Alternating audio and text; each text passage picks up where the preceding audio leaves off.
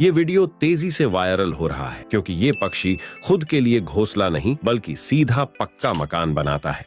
ये क्या सुन रहा हूँ मैं? इस पक्षी का नाम रूफस हॉर्नियो है, जो खुद के लिए गीली मिट्टी में घास के तिनके मिलाकर एक ऐसा मकान बनाता है जो इंसानों की कल्पना से बाहर है। ये मकान को इस तरह से डिजाइन करता है जिसमें 2 कमरे होते हैं, जिसमें से एक कमरा अपने बच्चों के लिए और दूसरा खुद लोग लुगाई के लिए। और ये घर सूखने के बाद ईंट से भी ज्यादा मजबूत हो जाता है। साथ में इस घर के दरवाजे को ये पक्षी इस तरह से डिजाइन करता है जिसमें कोई अन्य पक्षी घुस भी नहीं सकता, जिससे इनके अंडे पूरी तरह से सुरक्षित रहते हैं। वैसे इस पक्षी को रूस में मास्टर बिल्डर से भी जाना जाता है। वैसे आप इस घर को कितने स्टार देना